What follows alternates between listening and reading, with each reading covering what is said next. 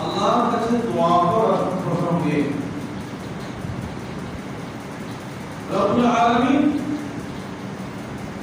তিনি আমাদের দোয়া লাভ করার হওয়ার একমাত্র অধিকারী। আমাদের জীবনের ছোট থেকে বড় সকল বিষয়ে তার শরণাপন্ন আমাদেরকে হতে হবে, তার কাছে দোয়া করতে হবে, তার কাছে ফরিয়াদ করতে হবে। তার অনুগ্রহ লাভ করার জন্য তরুণভাবে তার কাছে চাইতে হবে। কোন সে সময়গুলো, কোন সে মুহূর্তগুলো, যে মুহূর্তগুলোতে তার কাছে চাইলে তিনি শুনবেন, সেগুলো আমাদের খুঁজে নিতে হবে। তিনি ভাতৃমণ্ডলী, কিছু আলোচনা আমি করেছিলাম। শ্রেষ্ঠ সময় আল্লাহ তাআলা আমাদের গান শোনার, তা হলো রাতের শেষ অংশ, রাতের অর্ধেকের পরের অংশ, আর প্রত্যেক ফরজ সালাতের শেষ অংশে, অর্থাৎ শেষ বৈঠকে, কিংবা এর অর্থ সালাতের পরেও।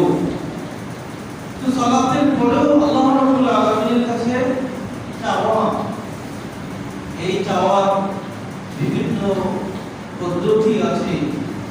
শুধু এটাই নয় যে আমরা সবাই মিলে হাত তুলে দোয়া করব, মুনাজাত করব, এটি আসলে সঠিক যদি সাব্যস্ত নেই, তাই আমরা করছি না। কিন্তু তাই বলে আমি আপনি আল্লাহর কাছে চাওয়া দিতে পারি না। তার মানে একটা বিষয় হলো, নবী করিম সাল্লাল্লাহু আলাইহি ওয়াসাল্লাম ইরশাদ করেছেন, কি বলেছেন? আফজালু যিকরি লা ইলাহা ইল্লাল্লাহ, শ্রেষ্ঠ জিকির হলো লা ইলাহা ইল্লাল্লাহ। ওয়া আফজালু দুআই আলহামদুলিল্লাহ, আর সবচেয়ে শ্রেষ্ঠ দোয়া হলো আলহামদুলিল্লাহ। আলহামদুলিল্লাহ শ্রেষ্ঠ দোয়া। এজন্য ফরজ সালাতের পরে আমরা অনেক সময় তাড়াহুড়ো করে চলে যাই, এটা কখনোই উচিত নয়। আপনার আমার জন্য করণীয় হলো কমপক্ষে 33 বার আল্লাহু আকবার বলা, 33 বার সুবহানাল্লাহ বলা, 33 বার আলহামদুলিল্লাহ বলা। কোন বর্ণনায় আল্লাহু আকবার 33 বার বলার কথা আছে। আবার এই যে 33 বার যদি আপনি বলেন, 33 আর আরেকবার হলো কালেমা তাওহীদ, যেটা লা ইলাহা ইল্লাল্লাহ ওয়াহদাহু লা শারীকা লাহু লাহুল মুলকু ওয়া লাহুল হামদু ওয়া আলা কুল্লি শাইইন কাদির। তো এই যে আপনার 100 আপনি মিলালেন, আপনি বিশ্বাস করুন আপনার নবী বলেছেন কিয়ামতের দিন ওই মানুষটার সমান এত সওয়াব নিয়ে কেউ হাজির হতে পারবে না। তাহলে আপনার আমার জন্য করণীয় হলো এই ফরজ সালাতের পরে আরো দোয়া আছে, এগুলো জানি কিন্তু আমল করি না। এবং নবী করিম সাল্লাল্লাহু আলাইহি সাল্লাম বলেছেন, কোন ব্যক্তি যদি আয়াতুল কুরসি প্রত্যেক ফরজ সালাতের পরে সে পড়ে, তাহলে জান্নাতে যাওয়ার জন্য তার কোনো বাধা নাই। ইলাল মাউত, মৃত্যু বিঘ্ন, মৃত্যু ছাড়া। তার অর্থ কি? মৃত্যুর পরক্ষণে সে জান্নাতে চলে যাবে। তো এই যে দোয়া, এটাও এই সব কিছু আমলগুলো আল্লাহর কাছে চাওয়া, যখন বৃষ্টি বর্ষিত হতে থাকে, ওইটা বৃষ্টি বর্ষণের সময়টা আল্লাহর কাছে দোয়া কবুলের মুহূর্ত। আমি আরেকটা হাদিস বলেছিলাম, আপনাদের স্মরণ আছে কিনা, জোহরের সালাতের আগে, ফরজ সালাতের আগে কি করা হয়? ফুতিহাত আবওয়াবুস সামা, আসমানের দরজা খুলে দেওয়া হয়। আসমানের দরজা খুলে দেওয়া হয়, তখন বান্দার জামা বলবে, আল্লাহর কাছে সেটা পৌঁছবে, আল্লাহ কবুল করবেন।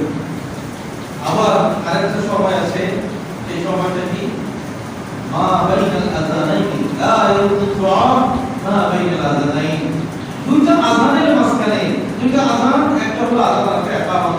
ইকামত তো আযান বলা হয় হাদিসের ভাষায়। তো এই দুইয়ের মাঝখানে, যে দোয়া করা হবে সেটা কবুল করা হয়। কারণ আমরা তো কোন রকম শুধু ফরজ সালাত ধরি, এই মাঝখানে যে সময়গুলো আযান হয়ে গেল, আজ ইকামত মাঝখানে, তারপরে ইকামত মাঝখানে দোয়া করুন আল্লাহ তাআলার কাছে। ওই আল্লাহ বান্দাগণ, আল্লাহ রাব্বুল আলামিনের কাছে দোয়া করার চেয়ে দামি জিনিস, সহজলভ্য জিনিস, উৎকৃষ্ট জিনিস আপনি আর কোনো কিছু লাভ করতে পারেন না। আর মনে রাখবেন, আমার আপনার হতভাগ্যের এটাই সবচেয়ে বড় দলিল যে আল্লাহর কাছে দোয়া করা শুধু আমার হইল না। আমি হতভাগ্য তখন যখন আল্লাহর কাছে দোয়া আমি করার তৌফিক পেলাম না। দোয়া করতে তৌফিক লাগে, যদিও কাজটা বড় সহজ, কিন্তু এটা তো তৌফিক লাগে। আপনি দেখুন তো, এই দিন রাত আপনি কি করছেন? দৌড়াচ্ছেন, আপনি চলছেন, ফিরছেন, কিন্তু আল্লাহ তাআলার কাছে দোয়া করছেন কতক্ষণ?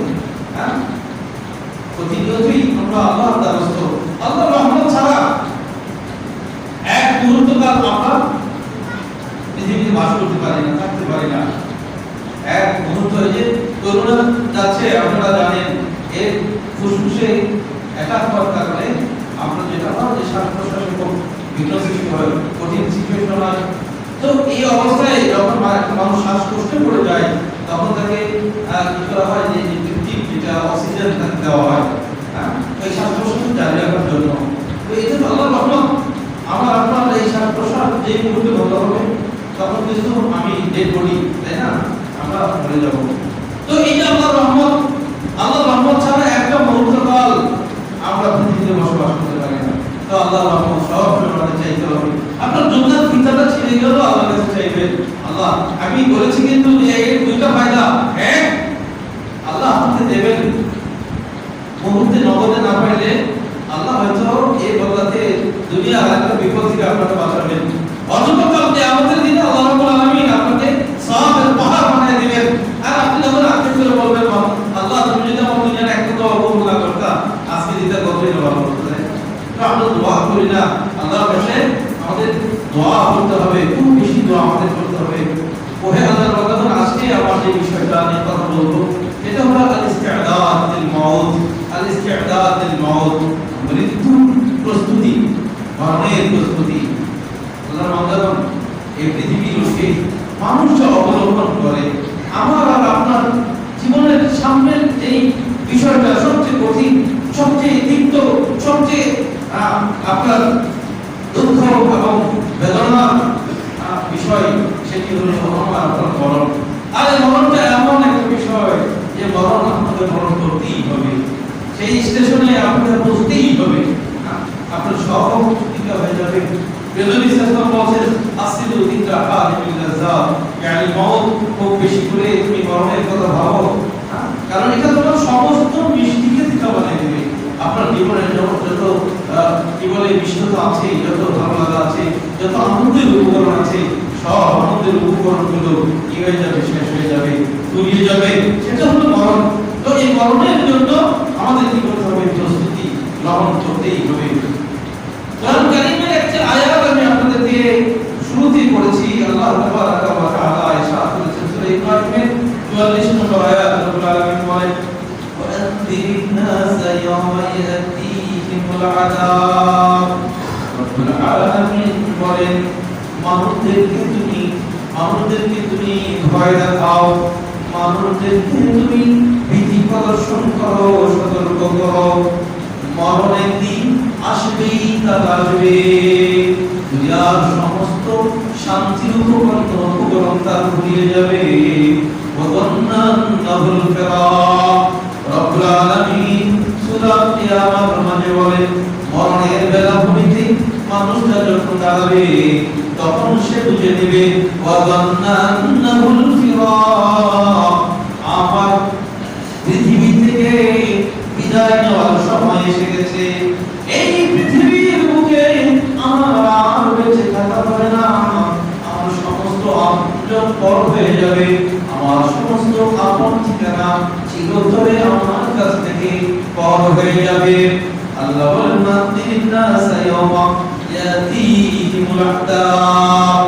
মানুষদেরকে জানিয়ে দাও, একদিন আসবেই আসবে, যেই দিন তারা তাদের স্বচক্ষে তাদের শাস্তিটা অবলম্বন করবে। এই কঠিন মৃত্যুর যন্ত্রণা তার কাছে হাজির হয়ে যাবে। ইয়াকুলুল্লাযীনা যালামু রাব্বানা আখিরনা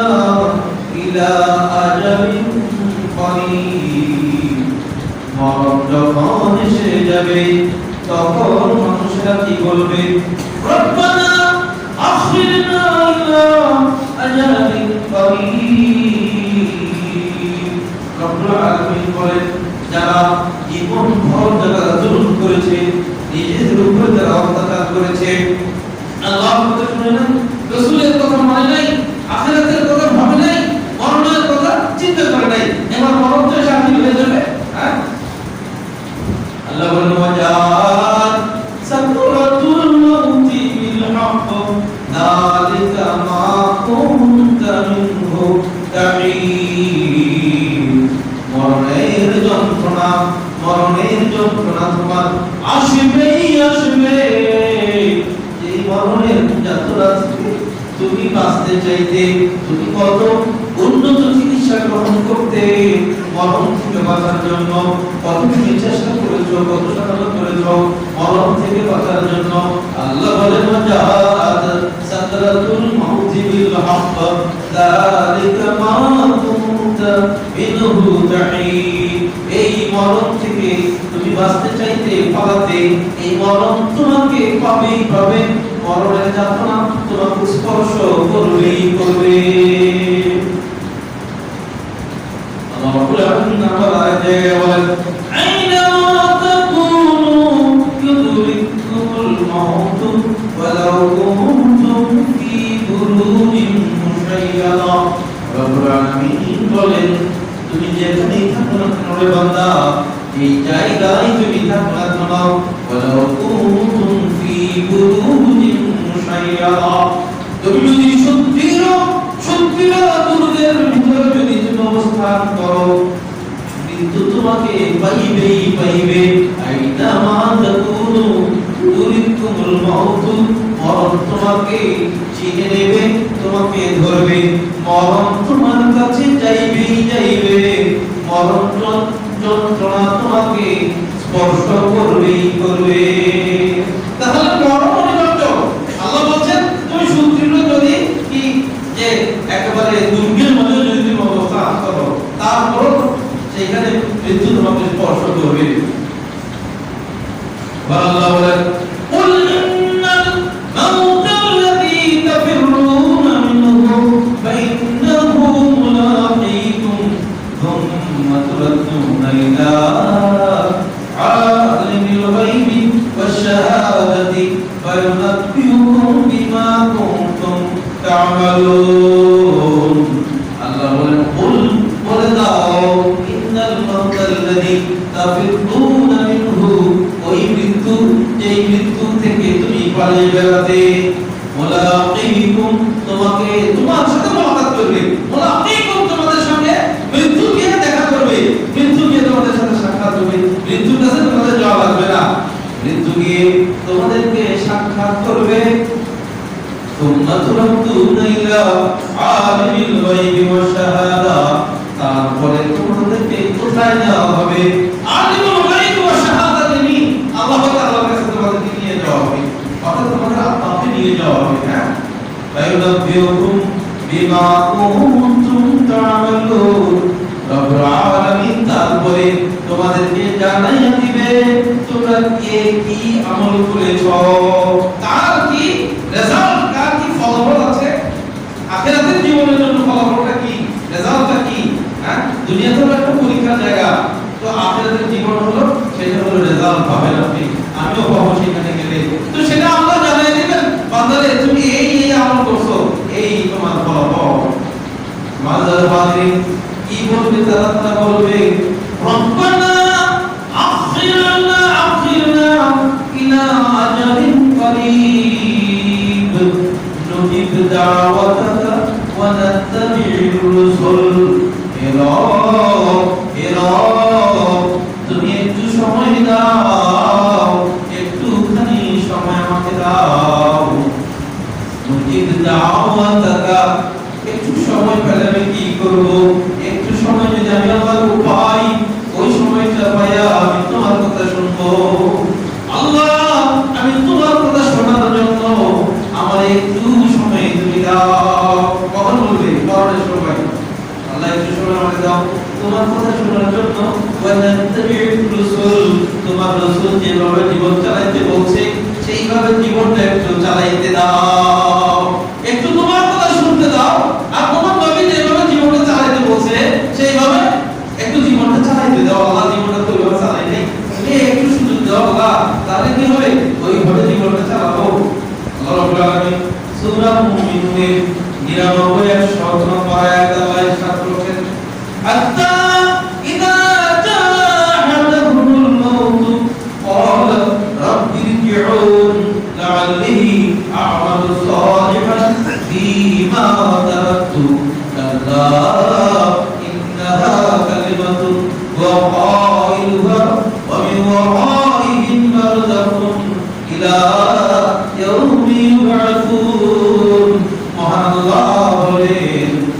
ইযা জাআ আহাদাহুমুল মাউত ক্বালা রাব্বি ইরজিউন। মরণের সময় যখন কোনে আসবে, মরণ যখন একেবারেই সন্নিকটবর্তী, তখন বান্দা কি বলবে? রাব্বি ইরজিউন, আল্লাহ একটু সময় চাই, একটু সময় আমাকে দাও, একটু সময় আমাকে দাও। লাআল্লি আ'মালু সালিহান, কেন একটু সময় দিবা? একটু সময় এই জন্য দিবা, লাআল্লি আ'মালু সালিহান, যেন একটু নেক আমল করতে পারি, একটু সৎ আমল করতে পারি। ফিমা তারাকতু, এই নেক আমল, যে সৎ আমল আমি করি নাই। আল্লাহু আকবার। কত নেক আমল, কত সৎ আমল চারিদিকে ঘোরাফেরা করে, ওই নেক আমলটা করার সময়, ওই নেক আমলটা করার সুযোগ আমাদের হয় না। একটু জবান বের করলে নেক আমল করতে পারি, একজনের একটু সেবা করলে নেক আমল করতে পারি, একজনের বোঝাটা উঠে দিলে নেক আমল করতে পারি। একটু রূপে একজন বিধবাকে যদি একটু সেবা দেই, নেক আমল হতে পারে। একটা এতিমের মাথায় হাত বুলালে নেক আমল হতে পারে। এভাবে করে কত ভাবে নেক আমল হতে পারে। আমার মায়ের সঙ্গে একটু নরম করে কথা বলে নেক আমল হতে পারে। আমার বাবার সঙ্গে একটু নরম করে কথা বলে, শুধু বেশি না, খালি একটু, এই আমার মা, মায়ের সঙ্গে আমাকে নরম করে কথা বলা লাগবে। শুধু এই উদ্দেশ্যে আপনি যখন নরম করে একটু কথা বলবেন, এটা আপনার আমার মনে সাহায্য করবে। কিন্তু আমার বাবা এই পৃথিবীর বুকে তার চাইতে সম্মানের আমার কেউ নাই। আমার বাবার সামনে আমাকে নত হয়ে কথা বলা লাগবে। শুধু এই উদ্দেশ্যে একটু নত হয়ে কথা বলবে, এটাতে আপনার নেক আমল। কত নেক আমল, এমন একটা করি না, তাই না? একটা করি না, জানাজা হইতেছে, একদিন আমাদের জানাজা হবে, জানাজা করার সময় হয় না, দূরে চলে যাচ্ছি। আল্লাহর নবী বলেন, জানাজার সালাতে হাজির হইলাম, একটা তুফান সাপ তোমার হবে, তখন পর্যন্ত কুড়ি কেরাত সওয়াব হবে। নবী তো কেরাতের পরিমাণ কত? আল্লাহর নবী বলেন, মিসলু জাবাল উহুদ, উহুদ পাহাড় যত বড়, উহুদ পাহাড় যত বড়, এক কেরাত হলো তার চেয়ে বড়। তাহলে একটু জানাজার সালাতে আপনি চলে গেলেন, এক কেরাত সওয়াব পাবেন। এই জন্য আমাদের সময় হয় না, তাই না?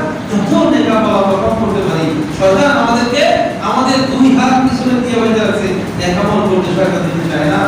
মৃত্যুর বেলায় বলবে, রাব্বির জিউন লাআল্লি আ'মালু সালিহান ফীমা তারাকতু, আল্লাহ যে আমলগুলো এত জীবন করি নাই, সেই আমল করতে চাই।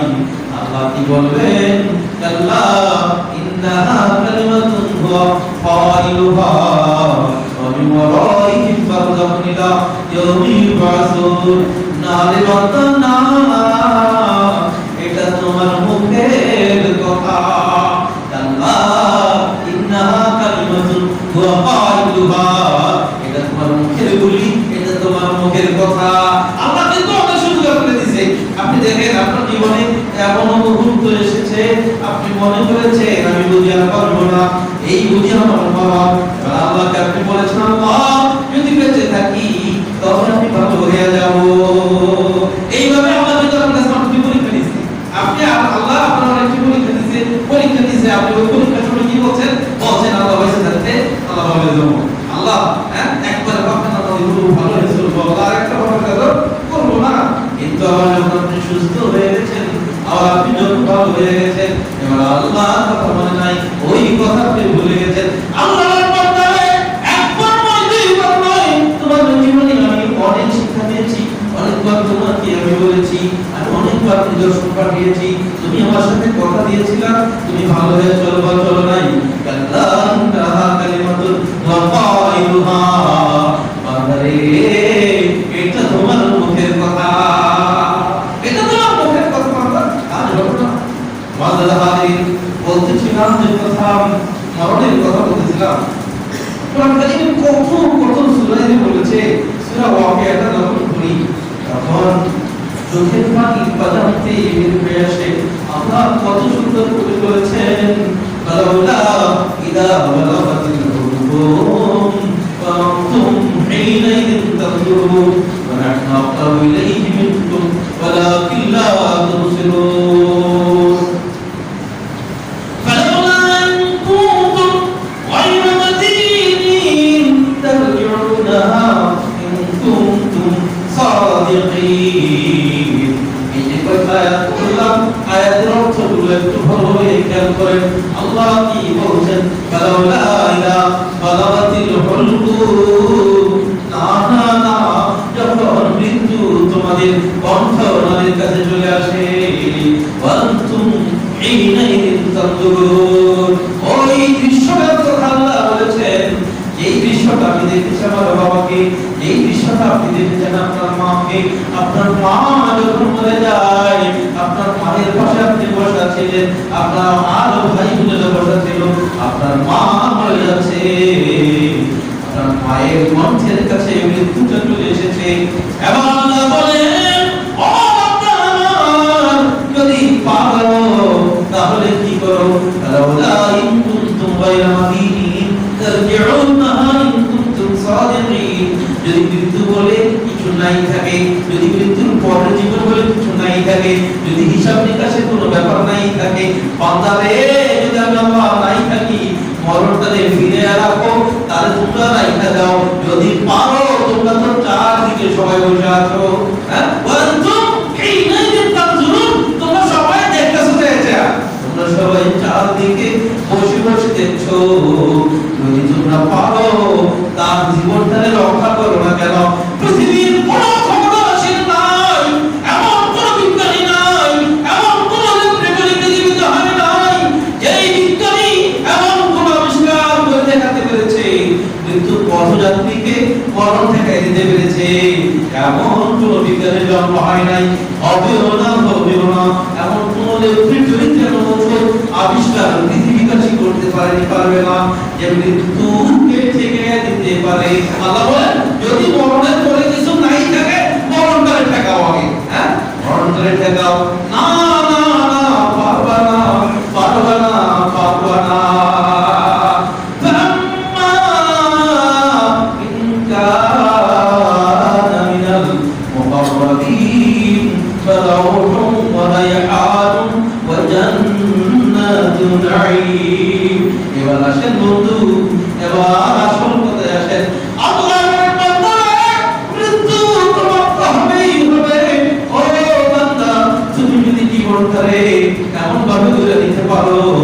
আমি আল্লাহর সঙ্গে যদি তোমার একটা নৈকট্যের সম্পর্ক তুমি সৃষ্টি করতে পারো আমি আল্লাহ তোমাকে ভালোবাসি তুমি আমাকে ভালোবাসো এমন সম্পর্ক যদি তুমি একটু গড়ে নিতে পারো আম্মা ইন কানা মিনাল মুকাররাবিন ফারাউহুন ওয়া রায়হানুন ওয়া জান্নাতুন নাঈম বান্দারে তুমি মরবা আর জান্নাতের খুশবু সাথে সাথে তুমি পাইবা ফারাউহুন ওয়া রায়হানুন ওয়া জান্নাতুন নাঈম আল্লাহ নবী বলেন যখন একজন নেককারের জান কবর হয় আত্মাটা যখন বের হয় ইয়া আইয়াতুহান নাফসুল মুতমাইন্না ইরজি'i ইলা রাব্বিকা রাদিয়াতান মারদিয়া ফাদখুলি ফি ইবাদি ওয়াদখুলি জান্নাতি জান্নাত থেকে ফেরেশতারা আসে জান্নাতের খুশবুদার প্রবাল নিয়ে আসে আয়েশা বলো সুন্দর করে বলে কয় ইয়া আইয়াতুহান নাফসুল মুতমাইন্না বলে প্রশান্ত আত্মা তুমি বের হয়ে আসো কোথায় ইলা রাব্বিকে রাদিয়াতান মারদিয়া তোমার ওই রবের দিকে যে রব তোমার উপরে খুশি আর ওই রবের উপরে তুমি খুশি আছো ফাদখুলি ফি ইবাদি ওয়াদখুলি জান্নাতি আমার নেক বান্দাদের অন্তর্ভুক্ত হয়ে যাও আর জান্নাতে তুমি ঢুকে যাও মরণ আর জান্নাত আল্লাহ নবী বলেন যেই না আত্মাটা বের হয়ে আসলো জান্নাতের ফেরেশতারা খুশবুদার রুমালে রাখলো গোটা পৃথিবী খুশবুতে ভরে যায় এবার ফেরেশতারা জিজ্ঞাসা করতে থাকে কে আজকে পৃথিবীতে মরলো এই এলাকার মৃত্যু আজকে কার হয়েছে ওই ফেরেশতাদের কাছে জিজ্ঞাসা করে ফেরেশতারা, ও আল্লাহর মেহমান ফেরেশতারা, তোমরা জান্নাতে যাওয়ার জন্য এই বান্দার রূহটা কবজ করেছো। গোটা পৃথিবী খুশবুতে ভরে গেছে। কে বান্দা? এই ফেরেশতারা বলবে, এটা তো অমুক গ্রামের অমুক মানুষের ছেলে, অমুক ব্যক্তি, অমুকের ছেলে, অমুক ব্যক্তি। আল্লাহ বলেন, ফারাউন ওয়া রাইহানুন ওয়া জান্নাতুন নাঈম। যেই তার মৃত্যু হলো, অমনি জান্নাতের খুশবু আর জান্নাতের সুখ স্বাচ্ছন্দ্য সে পেতে শুরু করে। ওয়া জান্নাতুন নাঈম, সুখময় জান্নাত তার শুরু হয়ে যায়। কিন্তু আমি সূরা মুমিনুন আয়াতে বলেন, ওয়া মিন ওয়ারাইহিম বারযাখুন ইলা ইয়াউমি ইউবাসুন। রিয়াতা কাটা হলো, অমনি আপনার সুখে থাকতে শুরু হয়ে গেল। কারণ আপনি তো আল্লাহ বাবা, আপনি আল্লাহকে ভয় করে দুনিয়া চলছেন। ওয়ান্না ইন কানা মিন আসহাবিল ইয়ামিন ফাসালামুন লাকা মিন আসহাবিল ইয়ামিন। আল্লাহ বলছে, তুমি যদি দানপতি হয়ে থাকো, তুমি যদি ভালো মনোযোগ করে থাকো, আল্লাহ বলেন ফাসালামুন লাকা মিন আসহাবিল ইয়ামিন, আমি আল্লাহর পক্ষ থেকে আমি তোমার সালাম জানাই দিলাম। আল্লাহর সালাম, আল্লাহু আকবার।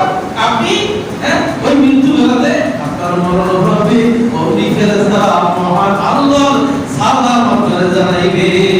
কার সালাম? আল্লাহর সালাম। সুবহানাল্লাহ। আম্মা ইন কানা মিনাল মুকাদ্দিবিন الضالين فنزل من حميم وتصلية جحيم।